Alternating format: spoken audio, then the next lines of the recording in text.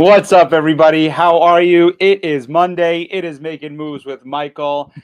I do this every single Monday at 1:30 p.m. Eastern Standard Time. Let's go, people. It is Making Moves with Michael. We are talking about talking. We're talking about talking. We're going to talk about public speaking today and getting comfortable with public speaking. Before I do that, quick announcement. I promise, super quick. Just go to joinpedalforpurpose.com. You could also just go to my website. It's on the homepage, michaelespositoinc.com. Joinpedalforpurpose.com. We got some great momentum there. I am going to be with a group of other riders. I am going to be riding over 100 miles to raise money for the medical and educational needs of the children in Haiti. So please just go to joinpedalforpurpose.com, make a donation, become a sponsor, ride with us over the month of May. All the rest, I promise I'd keep it short. And so I stopped there. How's he do that? I don't know. How's he do that? Stop there. Public speaking. If you are nervous when speaking in front of others, if you are nervous when giving a pitch, a proposal, if you don't know how to give your 2-minute talk, if you are nervous having a one-to-one conversation, this is the video for you. I'd say the live for you, but I'm looking over here, zero viewers. And yet I still show up. I still show up for you, even with 0 live views. I know you're watching this video. I know you are. You know how I know? Because you're watching it. That's how I know. It's all cool. I love it. So, public speaking. How did I get so comfortable with this? How did I get to be so silly like I just was and goofy and do all the things that I do in these videos and then boom, jump into, let me teach you mode. How do I do this? I don't have a framework for you today. I don't have a whole bunch of acronyms or anything for you today, but here's what I'm going to speak on today. I'm going to speak on public speaking. I am going to share with you my 3 ways about improving your public speaking skills. And the first one is that last word, is looking at public speaking as a skill. That's the number 1 thing I want you to recognize. The second piece is practice and consistency. And the third piece is realizing that we're not perfect. That's why I'm wearing this. Yes. That's why I'm wearing this. I bought this shirt on Etsy. Shout out to Etsy. I think they make some really great products. And if you're an Etsy creator, please do reach out to me. I'm looking to make some of my own personal creations on Etsy. So shout out to them and all those wonderful creators there. But I found this shirt and it says, "Be real, not perfect." We're going to talk about that. And I want to tell you the story about this shirt because it is not the shirt that I wanted. It's just not. Let's talk about public speaking first. And then I'm going to share with you the story about this shirt. So the first thing I want you to do, I'm going to keep this short. So just stay with me here. I promise. I want to be done with this by 2 o'clock. I want to be done with it even before 2 o'clock.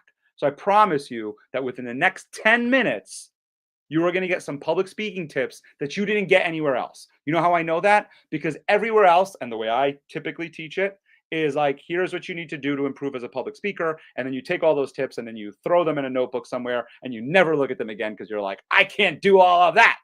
And you're right. And here is why. The number 1 thing I'm going to teach you today, and if you learn anything from this video today and take anything from this video today, it will be this.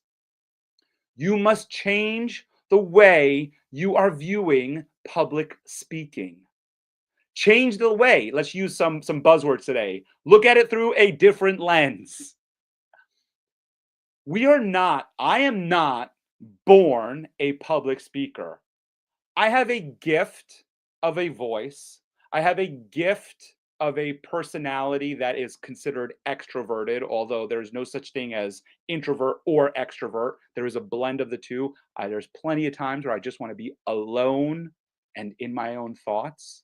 And then there's plenty of times I'm looking to have wonderful conversations. So there's a blend. But yes, some of us are gifted with that personality of a little bit more extroversion. Some of us are gifted with a little bit more storytelling abilities from a young age. And then some of us are not.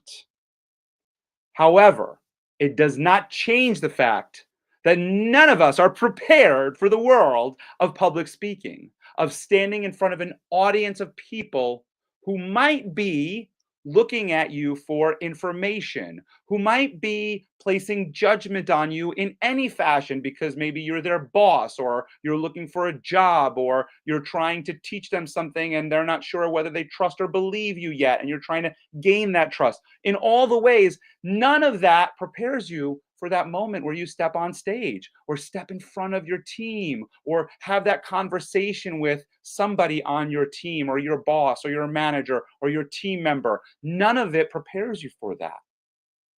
We're not born with the skill for that. We might have, again, some inclination or some gifts on speaking and on storytelling and on connecting. But what we need to do is learn the skill of public speaking.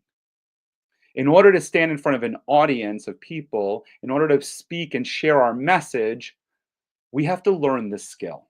So it is a skill. It is not an innate quality we are born with. I want that to be clear. It's a skill.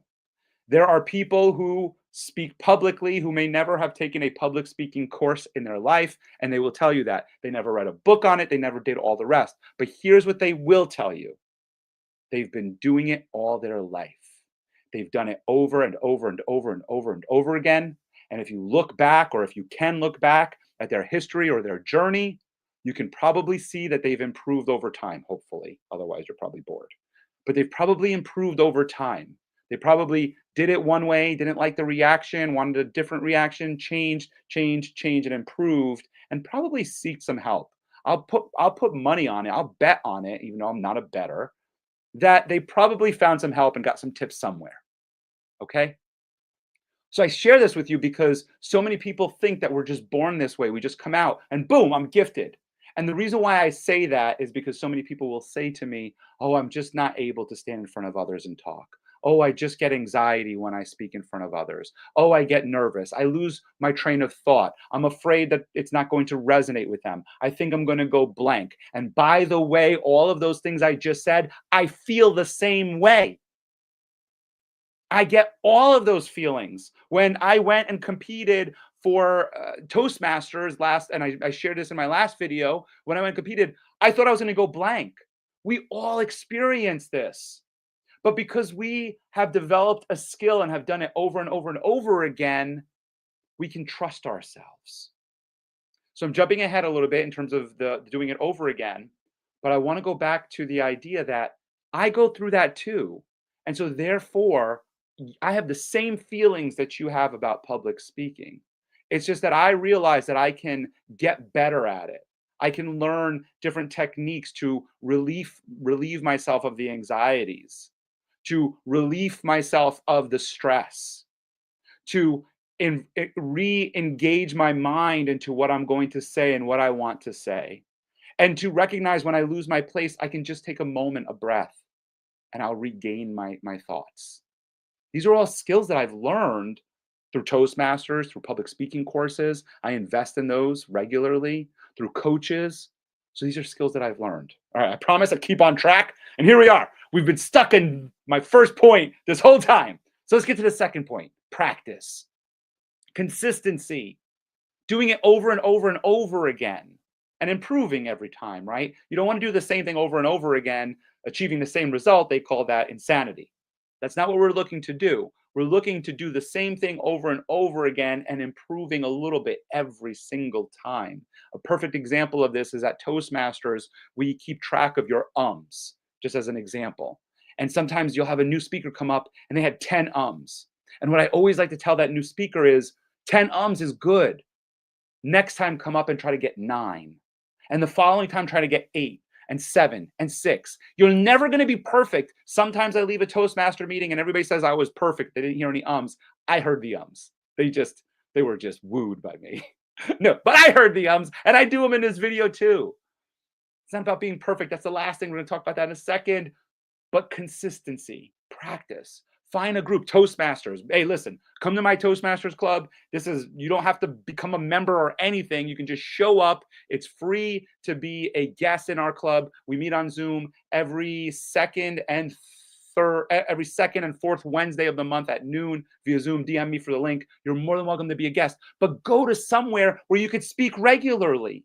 Get a public speaking partner. Call each other and just say, hey, listen to my 2-minute pitch, and have them give you feedback. Here's what resonated. Here's what didn't. Here's what you could improve on. Here's where your energy was. Here's where your energy could be. Call me. I'm happy to help you. It's what I do for a living. but point is like you've got to practice it, and you got to get feedback so that you can improve.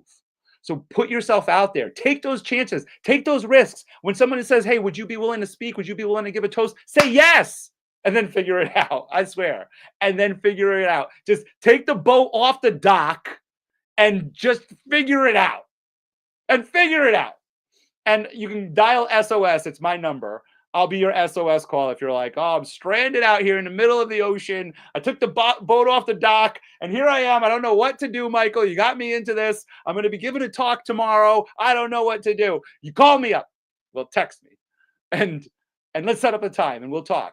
And I will help you. I promise. I promise I'll help you. I've done it so many times, and I love doing it. It's a passion of mine. That's why I do this.